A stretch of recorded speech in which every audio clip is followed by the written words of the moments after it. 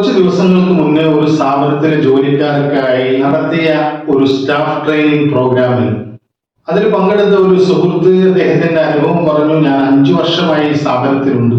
ഇവിടെയുള്ള ഒരു സീനിയർ വ്യക്തി എന്ന നിലയ്ക്ക് ഞാൻ മറ്റു സ്ഥാപനങ്ങളുമായി എഗ്രിമെന്റിലും മറ്റും പോകുന്ന സമയത്ത് അല്ലെങ്കിൽ അവിടെ ഒരു പരിപാടി സംഘടിപ്പിച്ച് സ്ഥാപനത്തിന്റെ പ്രോജക്റ്റിനെ കുറിച്ച് സംസാരിക്കുന്ന സമയത്ത് ഒന്നും ഒരു തൃപ്തികരമായ രീതിയിലല്ല ഞാൻ തിരിച്ചു വരാറ് എന്നാണ്. പറയാൻ ഉദ്ദേശിച്ച പല കാര്യങ്ങളും അവിടെ ചെന്നാൽ പറയാൻ കഴിയുന്നില്ല. സ്ലൈഡുകളടക്കം കൊണ്ടുപോയിട്ട് പോലും അവസാനം നോക്കി വായിക്കുന്ന ഒരു ഫീലാണ് ഉണ്ടാകുന്നത്. ഞാൻ എന്തു ചെയ്താലും ഞാൻ ഉദ്ദേശിക്കുന്ന രീതിയിൽ കാര്യങ്ങൾ ആളുകളെ പറഞ്ഞ് ബോധ്യപ്പെടുത്താൻ കഴിയുന്നില്ല.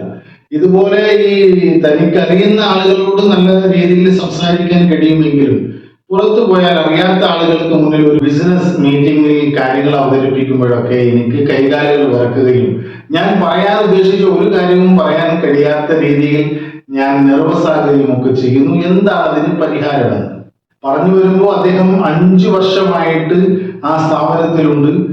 ആ സ്ഥാപനത്തിനെ കുറിച്ച് നല്ല ധാരണയാണ്. ഒരുപാട് നാളുകളായി അതിന്റെ പ്രോജക്റ്റുകൾക്കൊക്കെ വേണ്ടിയിട്ട് ഇദ്ദേഹം തന്നെയാണ് പോകാൻ. പക്ഷേ പുതുതായി വന്ന ആളുകൾ പറയുന്ന രീതിയിൽ പോലും അദ്ദേഹത്തിന് കാര്യങ്ങളെ അവതരിപ്പിക്കാൻ കഴിയുന്നില്ല. പലപ്പോഴും ഞാൻ മറ്റൊരാളെ കൂടി കൂട്ടിക്കൊണ്ടുപോയിട്ടാണ് ആ കാര്യം നിറവേറ്റുന്നത് എന്നൊക്കെ അദ്ദേഹവുമായി സംസാരിച്ചപ്പോൾ നമുക്ക് മനസ്സിലാക്കിയത് അദ്ദേഹത്തിന് അറിവുണ്ട്, എക്സ്പീരിയൻസ് ഉണ്ട്. അവിടെ തന്നെ ആ സ്ഥാപനത്തിൽ ഒരുപാട് അനുഭവ പാഠമുണ്ട്, കാര്യങ്ങളൊക്കെ അറിയാം. അദ്ദേഹം തന്നെയാണ് അതിനെ ലീഡ് ചെയ്യുന്നത്. പക്ഷേ കൃത്യമായ രീതിയിൽ കാര്യങ്ങളെ പറഞ്ഞ് അവതരിപ്പിച്ച് തന്റെ മനസ്സിലെ ഐഡിയകളെ തന്റെ മുന്നിലിരിക്കുന്ന സദസ്സിലുള്ള മറ്റു മീറ്റിംഗിൽ പങ്കെടുക്കുന്ന ആളുകൾക്ക് മുന്നിൽ കൃത്യമായി അവതരിപ്പിക്കാനുള്ള ഒരു കോൺഫിഡൻസ് ഇല്ല എന്നതാണ് നമ്മൾ മനസ്സിലാക്കിയത്. അതുകൊണ്ട് തന്നെ അദ്ദേഹത്തോട് ആ സംസാരിക്കുന്ന സമയത്ത് തന്നെ നമ്മൾ തീരുമാനിച്ചു നമ്മുടെ ചാനലിൽ ഇതുമായി ബന്ധപ്പെട്ട ഒരു വീഡിയോ ചെയ്യണമെന്ന്. കാരണം നമ്മുടെ ചാനലിൽ വീക്ഷിക്കുന്ന മഹാഭൂരിപക്ഷം വ്യൂവേഴ്സും ഇതുപോലെ നല്ല പ്രൊഫഷണലായിട്ടുള്ള കമ്പനികളിലൊക്കെ ജോലി ചെയ്യുന്ന ആളുകളാണ്. അവർക്ക് കൂടി ആർക്കെങ്കിലും ഇത്തരത്തിലുള്ള പ്രോബ്ലംസ് ഉണ്ട് എങ്കിൽ ഉപകാരപ്പെടട്ടെ എന്നുദ്ദേശിച്ചുകൊണ്ടാണ് ഈ വീഡിയോ ചെയ്യുന്നത്. ഞാൻ ഷംസുദ്ദീൻ കുന്നത്ത്. നേരെ വീഡിയോയിലേക്ക് പോകാം. ആദ്യമായി നാം ചെയ്യേണ്ടത് നാം പറയാൻ ഉദ്ദേശിക്കുന്ന കാര്യത്തെക്കുറിച്ച്, പങ്കെടുക്കാൻ ഉദ്ദേശിക്കുന്ന മീറ്റിംഗിൽ അവതരിപ്പിക്കാനുള്ള കാര്യങ്ങളെ കുറിച്ച് കൃത്യമായിട്ടുള്ള ഒരു ധാരണ ഉണ്ടാക്കിയെടുക്കുക എന്നതാണ്. നല്ല പ്രിപ്പറേഷൻ നടത്തുക, നല്ല രീതിയിൽ അതിന് മുൻകരുതലോട് കൂടി പോകുക. ആ പ്രോജക്റ്റിനെ കുറിച്ച് അല്ലെങ്കിൽ അവിടെ സംസാരിക്കാൻ ഉദ്ദേശിക്കുന്ന വിഷയത്തെക്കുറിച്ച് നല്ല തയ്യാറെടുപ്പ് നടത്തുക. അതിനെക്കുറിച്ചുള്ള എല്ലാ കാര്യങ്ങളെയും സാധ്യമായ മേഖലകളിൽ നിന്നൊക്കെ അതിന്റെ ഇൻഫർമേഷൻ കളക്ട് ചെയ്തുകൊണ്ട് കൃത്യമായി അതിൽ ഏത് ചോദ്യം വന്നാലും ആ വിഷയവുമായി ബന്ധപ്പെട്ട് സദസ്സിന്റെ സംശയങ്ങൾക്ക് മറുപടി പറയാനും ഒക്കെ കഴിയുന്ന രീതിയിൽ വിശാലമായ അർത്ഥത്തിൽ തന്നെ വിഷയത്തെ കുറിച്ച് കൃത്യമായിട്ടുള്ള ഒരു ധാരണ ഉണ്ടാക്കിയെടുക്കുക. എന്നിട്ട് പ്രിപ്പറേഷൻ നടത്തുക, നമ്മൾ പോയിന്റുകൾ നോട്ട് ചെയ്യുക, സ്ലൈഡുകൾ ഉണ്ടാക്കുക, എന്നിട്ട് അതിനെ പ്രാക്ടീസ് ചെയ്യുക. ഒരു തവണയെങ്കിലും നാം പറയാൻ പോകുന്ന കാര്യങ്ങൾ കൃത്യമായി സ്ലൈഡുകൾ നോക്കിക്കൊണ്ട് സ്ലൈഡുകൾക്ക് അനുസൃതമായി ആ വിഷയത്തെ വിശദീകരിച്ചു പറയാൻ കഴിയുന്ന രീതിയിലേക്ക് നാം നല്ല പ്രിപ്പറേഷൻ നടത്തുക. നമുക്ക് ആത്മവിശ്വാസം ലഭിക്കുന്നതിന് വേണ്ടി നാം ചെയ്യേണ്ട ആദ്യത്തെ പടി എന്നത് ആ വിഷയത്തെ കുറിച്ച് നല്ല ധാരണ ഉണ്ടാക്കുക എന്നതാണ്. നല്ല അറിവ് കളക്ട് ചെയ്തു വെക്കുക, വിവരങ്ങൾ ശേഖരിച്ചു വെക്കുക. അങ്ങനെയാകുമ്പോൾ നമുക്കറിയാം ഈ വിഷയവുമായി ഞാൻ നാളെ അവതരിപ്പിക്കുമ്പോൾ എനിക്ക് കൃത്യമായി ധാരണയുള്ള വിഷയമാണ്, കൃത്യമായ അറിവുകളുണ്ട്, അതിന് വേണ്ട നോട്ടുകൾ ഞാൻ തയ്യാറാക്കിയിട്ടുണ്ട്, സ്ലൈഡുകൾ തയ്യാറാക്കിയിട്ടുണ്ട്. അതുകൊണ്ട് തന്നെ സദസ്സിൽ നിന്ന് ഏതെങ്കിലും തരത്തിലുള്ള സംശയങ്ങൾ വന്നാൽ, അഭിപ്രായങ്ങൾ വന്നാൽ അതിനെ ഡീൽ ചെയ്യാൻ എനിക്ക് കൃത്യമായി കഴിയും എന്ന ഒരു പോസിറ്റീവായിട്ടുള്ള ഒരു കോൺഫിഡൻസോട് കൂടിയായിരിക്കും നമ്മൾ പ്രിപ്പറേഷൻ നടത്തിയിട്ടുണ്ട് എങ്കിൽ ആ സദസ്സിലേക്ക് നാം കയറി ചെല്ലുന്നത്. രണ്ടാമതായി നാം ശ്രദ്ധിക്കേണ്ട ഒരു കാര്യം കീപ് ടൈമിംഗ് ആണ്. സമയത്തിന് തന്നെ എത്തിച്ചേരുക. കഴിയുമെങ്കിൽ കുറച്ചു നേരം മുന്നേ എത്തുക. സദസ്സിനെ ഒന്ന് മനസ്സിലാക്കുക. ഏതൊക്കെ തരത്തിലുള്ള ആളുകളാണ് ആ മീറ്റിംഗിൽ പങ്കെടുക്കാൻ സാധ്യതയുള്ളത് എന്നൊക്കെ മനസ്സിലാക്കിക്കൊണ്ട് സദസ്സിനെ കൃത്യമായി അറിഞ്ഞുകൊണ്ട് സദസ്സുമായി കൃത്യമായ രീതിയിൽ സംവദിക്കാൻ കഴിയുന്ന ഒരു ആത്മവിശ്വാസവും അതിലൂടെ നമുക്ക് സഭാകമ്പം മൂലം ഉണ്ടാകുന്ന നമുക്ക് പരിചയമില്ലാത്ത ഒരാളോട് സംസാരിക്കുന്നതിന് പകരം അല്പമെങ്കിലും പരിചയമുള്ള ആളുകളോട് സംസാരിക്കുമ്പോൾ നമുക്കുണ്ടാകുന്ന ഒരു കോൺഫിഡൻസിന് വേണ്ടി കുറച്ച് നേരത്തെ എത്തി എല്ലാവരെയും ഒന്ന് വീക്ഷിച്ച് ഏതൊക്കെ തരത്തിലുള്ള ആളുകളാണ് ഇതിൽ മീറ്റിംഗിൽ പങ്കെടുക്കുന്നത് എന്ന് മനസ്സിലാക്കിയാൽ, നേരത്തെ നമ്മൾ ഈ പ്രസന്റേഷന് മുന്നേ തന്നെ അവരെ ഒന്ന് കണ്ടിട്ടുണ്ട് എങ്കിൽ, അവരെ നമ്മൾ കൃത്യമായി മനസ്സിലാക്കിയിട്ടുണ്ട് എങ്കിൽ, ഈ അറിയാത്ത ആളുകളുമായി സംസാരിക്കുന്ന രീതിയിലുള്ള നെർവസ്നെസ് ഒന്നും നമ്മളെ ബാധിക്കില്ല.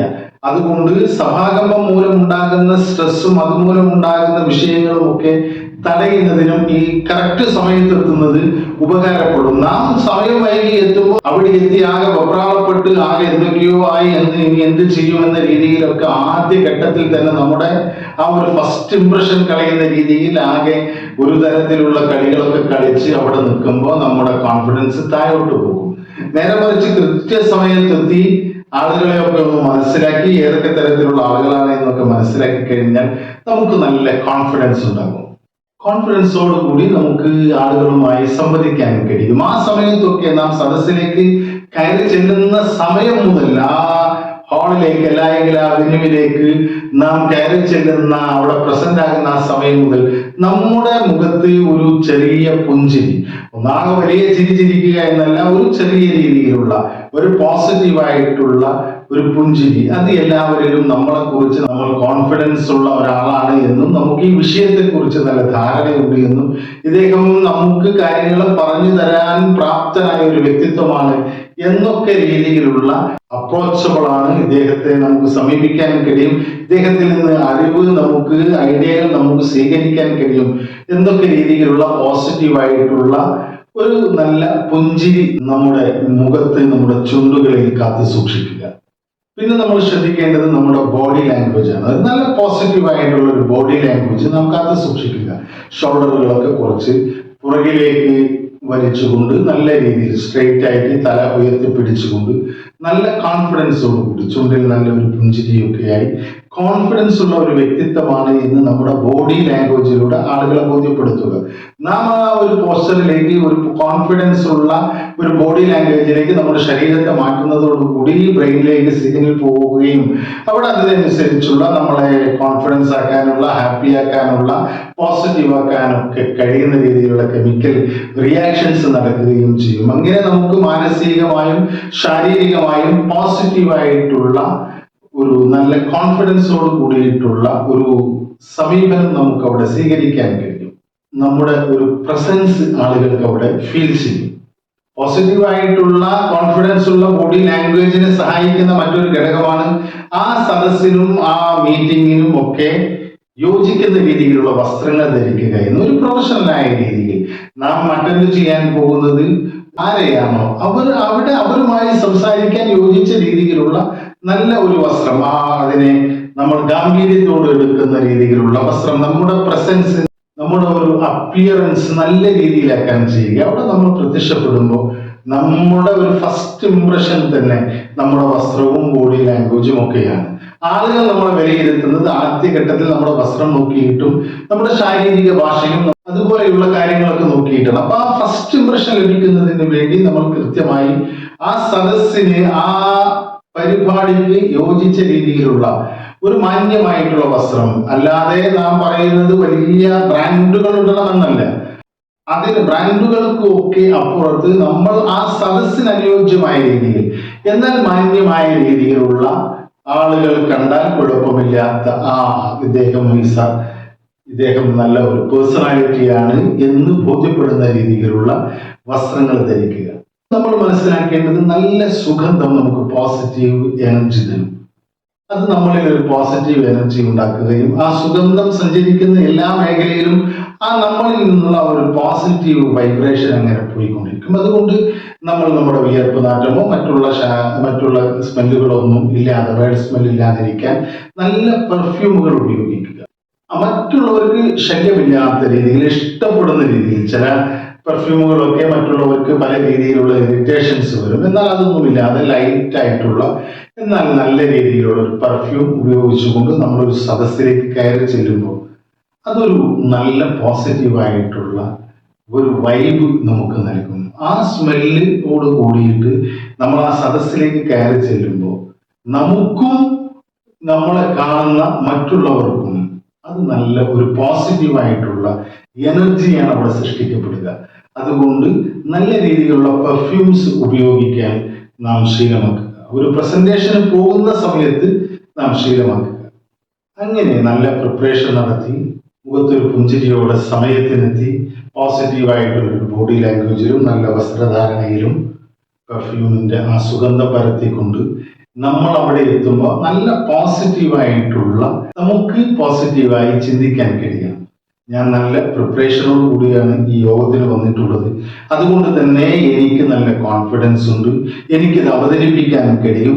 സദസ്സിൽ നിന്ന് ഏതെങ്കിലും തരത്തിലുള്ള ചോദ്യങ്ങൾ വന്നാൽ അതിനെ അഭിമുഖീകരിക്കാനും അതിനെ വിശദീകരിക്കാനും ഒക്കെ എനിക്ക് കഴിയും എന്നൊക്കെ രീതിയിലുള്ള ഒരു പോസിറ്റീവ് ചിന്ത നമ്മുടെ മനസ്സിൽ കൊണ്ടുവരികയും നല്ല പോസിറ്റീവായിട്ട് നിൽക്കുകയും ചെയ്യും. പോസിറ്റിവിറ്റിയോടുകൂടി നമ്മൾ ആ സദസ്സിൽ ഉണ്ടാകുന്ന സമയത്ത്, നമ്മുടെ ഊഹം വരുന്ന സമയത്ത് കൃത്യമായി എത്തിയത് കൊണ്ട് തന്നെ നമ്മൾ സദസ്സിന് നല്ലവണ്ണം തിരിച്ചറിയുകയും സദസ്സിനെ മനസ്സിലാക്കുകയും ചെയ്തിട്ടുണ്ട്.